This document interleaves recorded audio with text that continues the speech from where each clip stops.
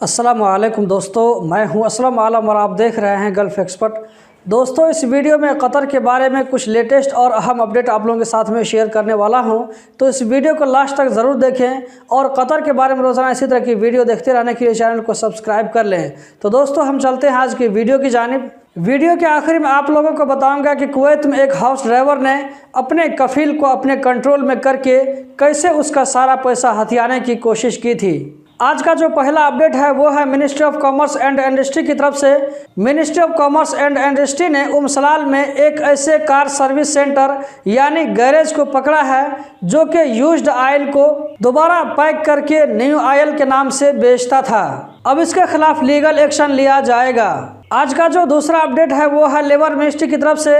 Labour ministry की तरफ से ह्यूमन ट्रैफिकिंग क्राइम के बारे में जानकारी देने के लिए स्क्रीन पर नजर आने वाले हॉटलाइन नंबर पर कॉल करके बात कर सकते हैं या ईमेल के जरिए इन्फॉर्म कर सकते हैं। अगर आप ये सोच रहे हैं कि ह्यूमन ट्रैफिकिंग मतलब सिर्फ ये हुआ कि किसी को बंदी बनाकर किसी को धोखे से फंसा करके दूसरी जगह ले जाना, तो ये गलत है। इसका मीनिंग ये भी है, लेकिन इसमें वो तमाम तरह की एक्टिविटीज शामिल है जो फ्री वीजा के नाम पर लोगों से ज्यादा पैसा वसूल करके कतर लाने के बाद ऐसे लोगों को बेयारो मददगार छोड़ देना।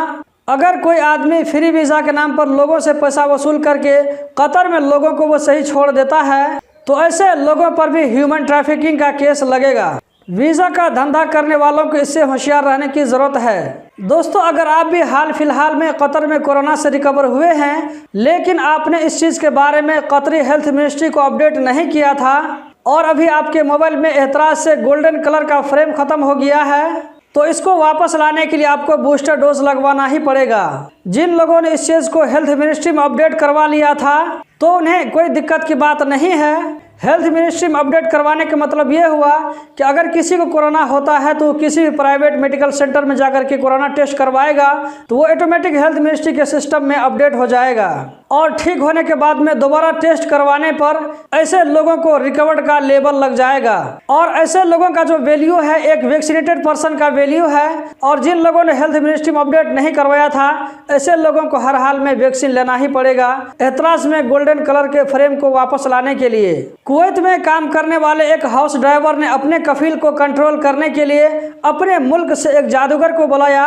जादूगर ने अपना काम शुरू किया और ड्राइवर के कफील को ड्राइवर के जेर असर लाने की कोशिश करने लगा।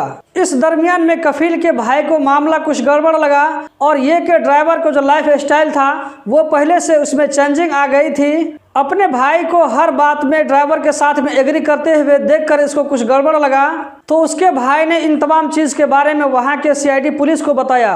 पुलिस के छानबीन करने के बाद में इस चीज़ से पर्दा उठा। इस तरह वो फ्रॉडिया ड्राइवर पकड़ा गया। उस ड्राइवर की नेशनलिटी को मैंने आप लोगों के साथ में शेयर नहीं किया है ताकि आप में से किसी भाई को कोई ऑब्जेक्शन न हो। बस इतना जान ले कि वो ड्राइवर हमारे और आपके कंट्री से ही रिलेटेड था। दोस्तों, इस वाक़े को जो मैंने आप लोगों के साथ में शेयर किया है, इसका रेफरेंस उर्दू पॉइंट है। तो दोस्तों, यही थी आज की वीडियो। उम्मीद करता हूँ ज़रूर पसंद आई होगी। रोज़ाना इसी तरह की वीडियो देखते रहने के लिए चैनल को सब्सक्राइब करें, इस वीडियो को लाइक करें। वीडियो देखने का बहुत बहुत शुक्रिया।